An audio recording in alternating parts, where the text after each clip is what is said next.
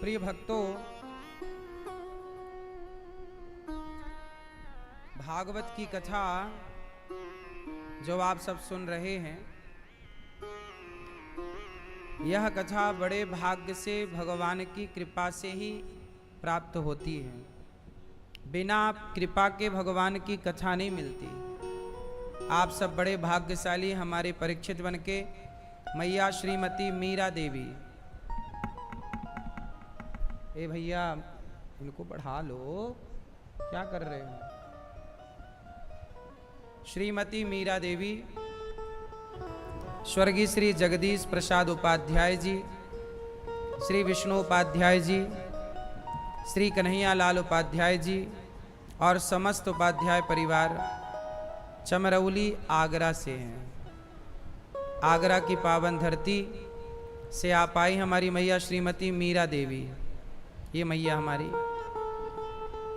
श्री जगदीश प्रसाद उपाध्याय स्वर्गीय मैया के पुत्र श्री विष्णु उपाध्याय जी। आपने अच्छा किया कि अपने माता पिता को भागवत सुनवाई। जो बेटा अपने माँ बाप को भागवत सुनवाता है, जो बेटा अपने माँ बाप के लिए कार्य करता है, जो बेटा अपने माँ बाप के लिए कदम बढ़ाता है, भगवान उसके लिए सैकड़ों कदम बढ़ा के आगे आते हैं कि भाई तुमने अपने पुत्र धर्म का कर्तव्य पूरा किया, पालन किया, तो मैं भी अपना कर्तव्य पूरा करूंगा और मैं भी, तुमने अपने माँ बाप को सुख दिया है तो मैं भी तुम्हें सुख दूंगा। भगवान अपने भक्त को सब कुछ देते हैं। किस भक्त को? उस भक्त को जो भक्त अपने माँ बाप के लिए समर्पित रहता है। समर्पण बहुत बड़ी चीज है। समर्पण चाहे भगवान में हो, चाहे माँ बाप में हो, चाहे भाई में हो, चाहे समाज की सेवा में हो, काम सब जगह समर्पण ही आता है। तो आप सब बड़े भाग्यशाली हैं कि आप सबने भागवत सुन करके अपने पूरे पूर्वजों को कृतार्थ किया। भागवत सुनने वाला व्यक्ति कभी दुखी नहीं रहता, सदा उस पर भगवान की कृपा बनी ही रहती है। आपने जो कार्य किया है सराहनीय है। आपने अपने पुण्य से 21 पीढ़ी को तार लिया। भागवत कितनी पीढ़ी को तारती हैं? 21। भागवत सुनने से हमारे पितरों की सदगति हो जाती है। अभी यहाँ भागवत जी के पोथी पाठ भी बैठे हैं। 186 पाठ आज यहाँ बैठे हैं और यह 109वां अष्टोत्तर प्रारंभ हुआ है आज से गौरी गोपाल में।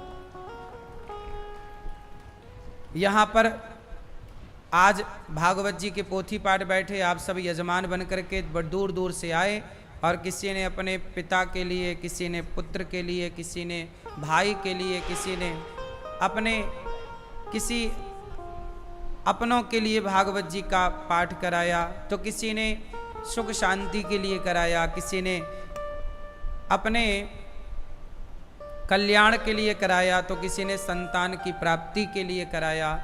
जो भी आप भागवत श्रवण करते हैं, जिस कामना से करते हैं, भागवत जी आपकी पूरी जो कामना है उसे पूरा जरूर करती हैं। कितना भी बड़ा पापी हो, भागवत सुनने से तर ही जाता है। कोई भी कामना हो, कोई पूरी करे ना करे, पर भागवत जी आपकी कामना जरूर पूरी करती हैं। इसलिए कामनाओं को लेकर भी यदि आप बैठे हैं तो भागवत जी आपकी समस्त कामनाओं को पूरा करती हैं। जीवन में भागवत अवश्य सुनना चाहिए। इसी बात को आपने सिद्ध किया है, सार्थक किया है। प्रिय भक्तों, आप लोग भी अपने पितरों के लिए भागवत जी का पाठ कराना चाहें तो 6 जून से लेकर 12 जून तक फिर भागवत जी के यहाँ पर पोथी पाठ बैठेंगे। आप भी अपने पितरों के लिए, पूर्वजों के लिए कार्य कर सकते हैं। हमारे श्री वासुदेव, कृष्णा, शिवराम, कोकिला, शांतिबाई, गीता देवी, सांगोले समस्त परिवार तिमरनी हरदा MP से हैं। आपने यहाँ गौरी गोपाल आश्रम की सेवाओं को देखकर वृद्ध माओं के लिए, संतों के लिए आपने 2 लाख रुपए का सहयोग किया है। एक बार ताली बजा करके पूरे परिवार का धन्यवाद करते हैं। गौरी गोपाल आश्रम सेवाओं के लिए जाना जाता है पूरी दुनिया में, और आप लोग यहाँ आकर के देखते भी हैं। आओ अब कथा की गंगा में डुबकी लगाते हैं और प्रेम पूर्वक अपने आप को भगवान की चर्चा से जोड़ते हैं। भागवत 18,000 श्लोकों का ग्रंथ है। भागवत जी कितना विशाल ग्रंथ है। कितने श्लोक हैं? कितने श्लोक हैं भैया? सब चालू है? चेक करो, सब चालू है। कितने श्लोक हैं भागवत जी में? 18,000। 335 अध्याय हैं भागवत जी में। 12 स्कंध, 12 स्कंध। भागवत किसने सुनाई थी सबसे पहले? भागवत किसने किसको सुनाई सबसे पहले? पता है आपको? क्यों मैया? भागवत किसने सुनाई, किसको सुनाई? सबसे पहले भगवान नारायण ने ब्रह्मा जी को सुनाई। भागवत सबसे पहले किसने किसको सुनाई? भगवान श्रीमन नारायण ने किसको सुनाई? ब्रह्मा। ब्रह्मा कौन है? भगवान के पुत्र हैं। नारायण के पुत्र कौन? ब्रह्मा। तो सबसे पहले भगवान ने अपने पुत्र ब्रह्मा को सुनाई। फिर ब्रह्मा जी के पुत्र हैं नारद, तो फिर ब्रह्मा जी ने नारद जी को सुनाई। फिर नारद जी ने वेद व्यास जी को सुनाई। फिर वेद व्यास जी ने अपने पुत्र शुकदेव जी को सुनाई। इससे ये अर्थ निकला कि आप हर माँ बाप का परम धर्म, परम कर्तव्य है कि आप लोग अपने पुत्र को भागवत जरूर सुनवाएं। क्या सुनवाएं? किसको सुनवाएं? आप अपने पुत्र को भागवत जरूर सुनवाएं। क्यों? स्कूल में शिक्षा है। स्कूल में क्या है? क्या है? स्कूल में शिक्षा है, पर भागवत में संस्कार हैं। बच्चे स्कूल से शिक्षा पाएं और भागवत से संस्कार पाएं, बैलेंस बना रहेगा। अभी क्या है? शिक्षित तो है समाज, पर संस्कारहीन है। आज की समाज कैसी है? शिक्षित तो है पर संस्कारहीन है। संस्कार क्यों नहीं आए? क्योंकि आपने शिक्षा तो दी, भागवत नहीं सुनवाई। 7 दिन आप भागवत सुनेंगे, निरंतर आप भागवत सुनेंगे, गारंटी मेरी है। देखो, जो भागवत सुनता है उसके जीवन में संस्कार आ ही जाते हैं। भागवत सुनने वाला व्यक्ति कभी चोरी नहीं करता। अब देखो कितने लोग ऐसे हैं जो पहले मांस खाते थे, शराब पीते थे, गलत काम करते थे। भागवत सुनने के बाद उन्होंने मांस खाना छोड़ दिया, शराब पीना छोड़ दिया। ये परिवर्तन कोई डॉक्टर तो नहीं ला सकता था ना। आपको मांस खाना छुड़वाने का काम ये डॉक्टर तो नहीं कर सकता था। शराब पीते पीते आदमी बुढ़ा हो गया, डॉक्टर तो नहीं छुड़वा सकता। लेकिन कथा में आप केवल बैठ जाओ, कितने लोग, एक दो नहीं, लाखों लोग ऐसे हैं इस देश में। आप में से शायद कोई यहाँ बैठा भी हो जिसने कथा सुन करके शराब छोड़ दी हो। है कोई आप में से ऐसा जिसने कथा से शराब छोड़ी हो? ये देखो, 4 हाथ, 5 हाथ उठ गए, यहाँ 6। मांस कितने लोगों ने छोड़ा कथा सुन के? देखो, इतने लोगों ने मांस छोड़ दिया। कम से कम 20-25 हाथ उठे हैं। अब बताइए कि ये परिवर्तन कहाँ से हुआ? कथा से हुआ। ना तो कोई टैबलेट दी गई, ना कोई इंजेक्शन लगाया गया, ना भर्ती किया गया, ना कोई पैसा लगा, और आपकी बीमारी ठीक हो गई। किसके बल पर? केवल सत्संग के बल पर। इसलिए कहता हूं कि सत्संग जरूर करो, भागवत जरूर सुनो। भागवत सुनने से क्या होगा? संस्कार मजबूत होंगे। बिना संस्कार के आपका जीवन जानवरों की तरह है।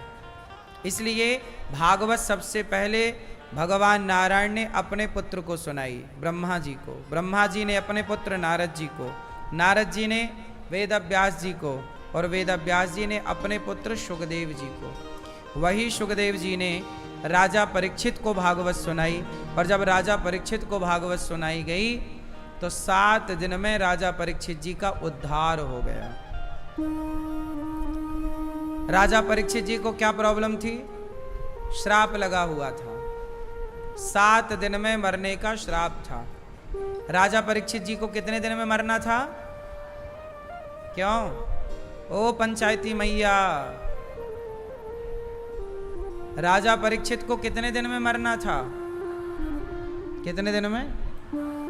7। जिसे 7 दिन में मरना हो वो क्या करे? सोचिए, राजा परीक्षित जी के पास केवल 7 दिन थे।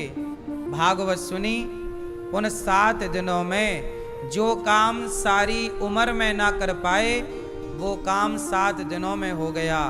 आप सारी पढ़ाई पढ़ लो, सारी जिंदगी पढ़ो, सारी जिंदगी में जो ना सीख पाओगे वो 7 दिन की कथा में सीख जाओगे। ये कथा का प्रभाव है।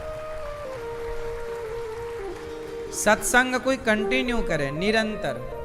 अब आप लोग गलती क्या कर जाते हैं कि सत्संग करते तो हैं, आज कथा सुनी, 1 दिन सुना, 2 दिन सुना, 4 दिन सत्संग किया, फिर 10 दिन तक नहीं सुना, फिर 5 दिन सुना, 15 दिन नहीं सुना, फिर 10 दिन सुना, 1 महीने नहीं सुना।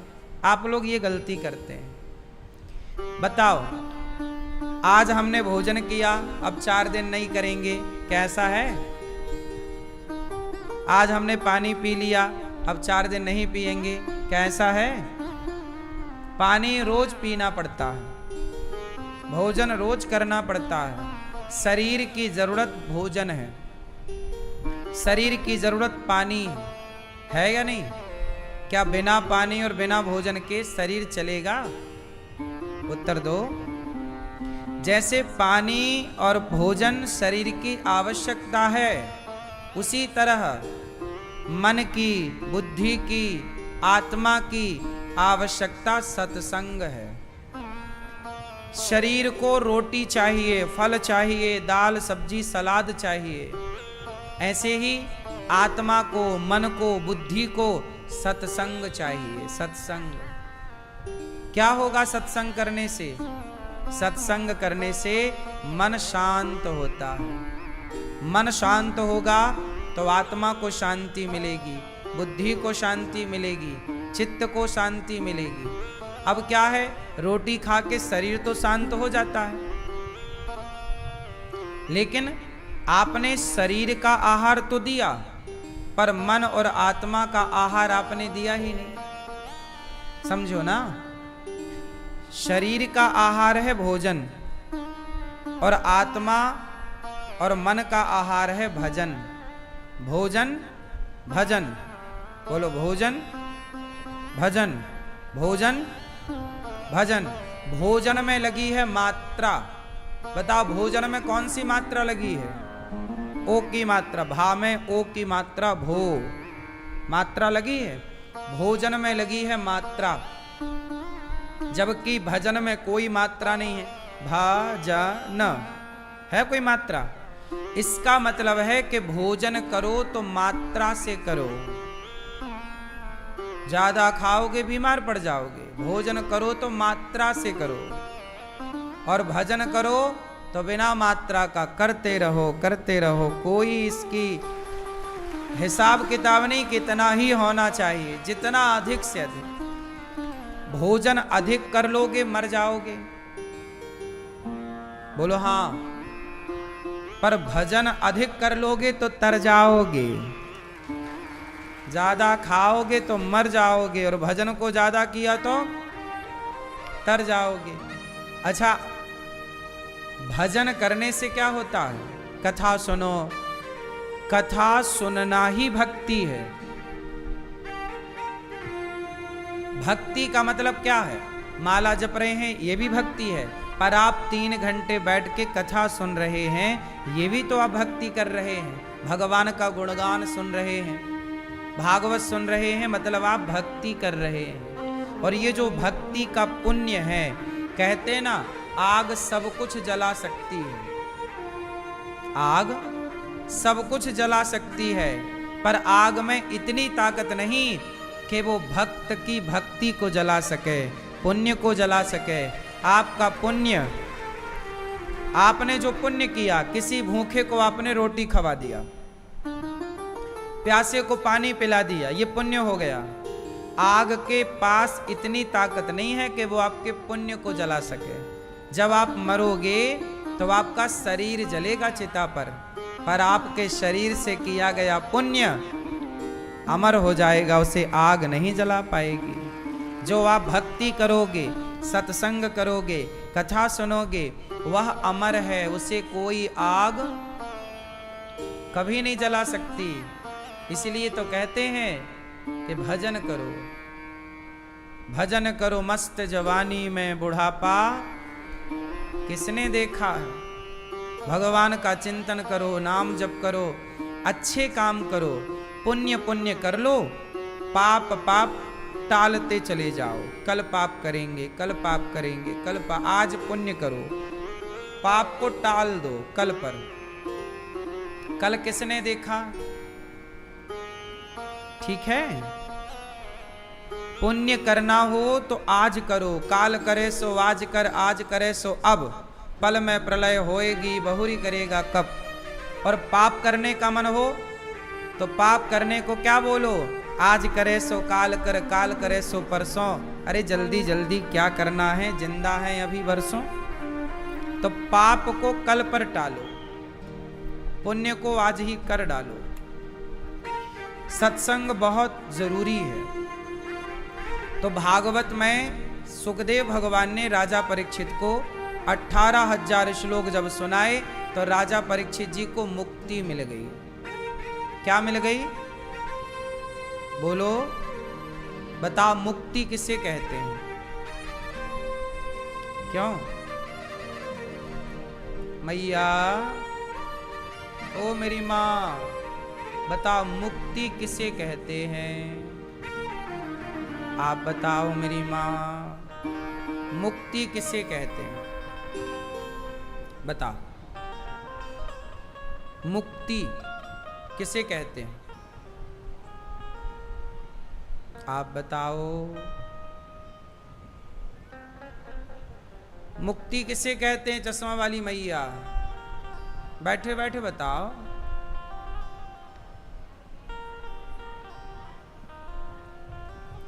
अच्छा, मुक्ति मरने के बाद मिलती है कि जिंदा भी मिल सकती है? जिंदा में मिल सकती है?